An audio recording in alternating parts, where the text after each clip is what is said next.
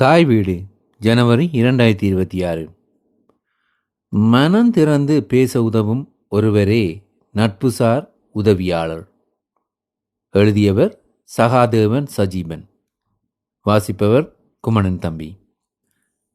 மனநல சிக்கல்களை எதிர்கொள்ளும் பலருக்கு உளநல நிபுணர்களின் உதவி தேவைப்படும் போதிலும் பெரும்பாலான நேரங்களில் எதிர்பார்ப்பது தங்களை புரிந்து கொண்டு நாம் சொல்வதை கேட்கக்கூடிய ஒருவர் மட்டுமே ஆவார். ஒருவரின் வாழ்க்கையில் ஏற்படும் நெருக்கடிகளை தாங்களே தைரியமாக எதிர்கொள்வதற்கான வலிமை இருந்தாலும் சில நேரங்களில் மற்றவரிடம் உதவி பெறுவதே அவசியமாகிறது. குறிப்பாக தன்னால் முடியாத தருணங்களில் அதை உணர்ந்த மற்றவரிடம் உதவியை நாடுவதே உண்மையான பலமாகும். அந்த வகையில் நெருக்கமான நண்பர்கள், குடும்பத்தினர், ஆசிரியர்கள், சமூக சேவையாற்றுபவர், மத தலைவர்கள், அரச மற்றும் தனியார் நிறுவனங்களில் உள்ள சமூக பணியாளர்கள் போன்றோர் நட்புசார் உதவியாளராக செயற்பட முடியும். நட்புசார் உதவி அளித்தல் என்பது உளவியல் சிகிச்சை அல்ல, உணர்வுபூர்வமான ஆதரவை தரும் ஒரு உறவு நிலையாகும். பாதிக்கப்பட்ட நபரின் உரிமையும் பாதுகாப்பும் பாதிக்கப்படாதவாறு அவர்களின் உணர்வுகளுக்கு மதிப்பளிக்க வேண்டும். ஒருவர் உணர்ச்சி கொந்தளிப்பில் இருக்கும்போது அவரை அன்புடன் அணுகி எந்தவொரு தீர்மானத்தையும் எடுக்காமல் நேர்மையாக பேச வேண்டும். இந்த உரையாடல் இரகசியமாகவும் விமர்சனமின்றியும் இருக்க வேண்டும். அவர்களை வழிநடத்துதல் முக்கியமென்றாலும் அந்த வழிநடத்தல் அழுத்தமற்றதும் அவர்களின் சம்மதத்துடன் நடைபெறும் முறையில் இருக்க வேண்டும். உண்மையான நட்பும் பரிவும் நிறைந்த அணுகுமுறையும் தான் ஒருவருக்கு நம்பிக்கையையும் பாதுகாப்பினையும் அளிக்கக்கூடிய வலுவான ஆதரவாக அமையும். நட்புசார் உதவியாளரிடம் உதவி பெறுவோர் உடல் உள்ள நலத்தை தொடர்பான பல்வேறு அறிகுறிகளை வெளிப்படுத்தலாம். ஒருவரின் மனநிலை மற்றும் உணர்ச்சி நிலை பாதிக்கப்பட்ட போது அது அவருடைய உடல் நலத்திலும் சிந்தனை முறைகளிலும் நடத்தைகளிலும் தெளிவாக அறிந்து கொள்ளலாம். உதாரணமாக, உடல் சார்ந்த அறிகுறிகளில் உடல் வலி, களைப்பு, சோர்வு, எடை குறைவு போன்றவை காணப்படலாம். இது போன்ற உடல் பிரச்சனைகள் சில நேரங்களில் மன அழுத்தத்துடன் தொடர்புடையதல்லாமல் தோன்றினாலும் உண்மையில் உளநல பிரச்சனைகளால் ஏற்படும் தாக்கங்களாக இருக்க வாய்ப்பு உள்ளது. உணர்வு சார்ந்த அறிகுறிகள் பயம், சோகம், பதற்றம், குற்ற உணர்வு, எளிதில் அழுதல், தன்னம்பிக்கை குறைவு போன்ற உணர்ச்சி பிரச்சனைகளை உள்ளடக்கியவை. இவை ஒருவரின் மனநிலையை பாதிக்கக்கூடியதாக அமையலாம். அறிகை அல்லது சிந்தனை மாற்றங்கள் எனும் போது தெளிவற்ற சிந்தனை, தற்கொலை எண்ணம், குழப்பமான மனநிலை, தன்னை குற்றவாளியாக கருதல் போன்றவற்றையும் குறிப்பிடலாம்.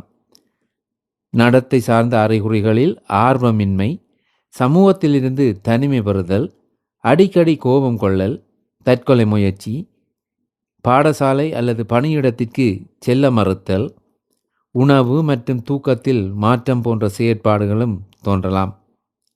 இத்தகைய சூழ்நிலைகளை நாம் கவனித்து பாதிக்கப்பட்ட நபர்களிடம் செவிமடுக்கவும் அவர்களுக்கு புரிந்துணர்வு புரிவதும் தேவையான போது உளநல நிபுணர்களை தொடர்பு கொள்ளுமாறு வழிநடத்துவதும் மிக முக்கியமாகும். ஆகவே நட்புசார் உதவியாளர்கள் இவ்வாறு வெளிப்படும் உடல், உணர்வு, சிந்தனை மற்றும் நடத்தை சார்ந்த அறிகுறிகளை கவனித்து அக்கறையுடன் அணுகி ஆதரவு வழங்க வேண்டும். நாம் அனைவரும் வாழ்வின் சவால்களை தனியாக எதிர்கொள்ளும் திறனுடையவர்கள் என்ற நம்பிக்கையுடன் இருந்தாலும் சில சமயங்களில் மற்றவரிடம் உதவி பெறுவது அவசியமாகிறது. குறிப்பாக தீவிர மன அழுத்தம், மனச்சோர்வு அல்லது தீங்கு விளைவிக்கும் எண்ணங்கள் உள்ளவர்கள் உடனே உரிய உளவியல் சார்ந்த உதவியை நாட வேண்டும். புறக்கணிப்பு மற்றும் சமூக ஒதுங்கல் போன்றவை மனநல பாதிப்பை அதிகரிக்கக்கூடியவை என்பதால் பாதுகாப்பான ஆதரவு தரும் அமைப்புகளை உருவாக்கி நட்புசார் உதவியாளர்கள் மூலம் ஆதரவு வழங்குதல் மிக அவசியம். இவ்வாறு மனநலம் பாதிக்கப்பட்டவர்களை கண்டறிந்து அவர்களுக்கு நேர்மையான ஆதரவு வழங்குவதுதான் நட்புசார் உதவியாளர்களின் முக்கிய பணியாகும். நட்புசார் உதவியாளர் என்ன செய்யக்கூடாது என்று அறிவது அவசியம். முதலில் உளநலம் குறித்த உதவியை நாம் தருவோம் என்று கூறி தவறான எதிர்பார்ப்புகளை உருவாக்கக்கூடாது. ஒருவரின் பிரச்சனைகளை நாம கேட்க முயற்சிக்கக்கூடாது. அவர்கள் பகிர விரும்பினால்தான் பேச அனுமதிக்க வேண்டும். பிறரின் சுதந்திரத்தை மதிக்க வேண்டும். அவர்களது கதைகளை வைத்து முடிவெடுக்க முயற்சிக்கக்கூடாது. நான் உங்களுக்காக அனைத்தும் செய்ய முடியும் என தவறான நம்பிக்கையை ஏற்படுத்தக்கூடாது. பொருத்தமற்ற வார்த்தைகள் அல்லது குறுக்கு விசாரணைகள் செய்வதை தவிர்க்க வேண்டும். நீங்கள் வறுமையில் இருக்கிறீர்கள், சோகமாயிருக்கிறீர்கள், கஷ்டப்படுகிறீர்கள் போன்ற மதிப்பீடுகள் செய்யக்கூடாது.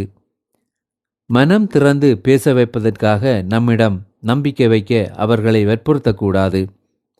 நாமே உளவள துணையாளராக மாறி ஆலோசனை வழங்கும் பொறுப்பை ஏற்கக்கூடாது. அவர்களின் பிரச்சனைகளை தீர்ப்பது நம் வேலை அல்ல. தீர்வுகளை நாமே அளிக்க முயற்சிக்கக்கூடாது. பெரும்பாலும் மனநலம் பாதிக்கப்பட்டவர்கள் வெளிப்படையாக தெரியாமல் சாதாரண வாழ்க்கையில் இருந்தாலும் மனச்சோர்வு, பதற்றம், போதைப்பழக்கம், பாலுறவு பிரச்சனைகளை எதிர்கொள்கின்றனர். மாறிவரும் சமூக சூழலில் குழந்தைகள் உள்ளிட்ட பலர் உளவியல் சிக்கல்களை சந்திக்கிறார்கள். இதனால் மனநலம் பாதிப்பவர்கள் அதிகரித்து கவனமின்மை, தற்கொலை எண்ணங்கள் போன்ற மோசமான நிலைகள் தோன்றுகின்றன.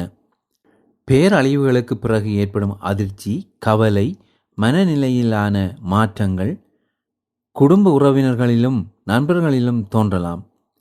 இத்தகைய நிலைகளில் உங்களுக்காக அக்கறையுடன் இருப்பவர்களை அணுகி மனம் திறந்து பேசுவது அவசியம்.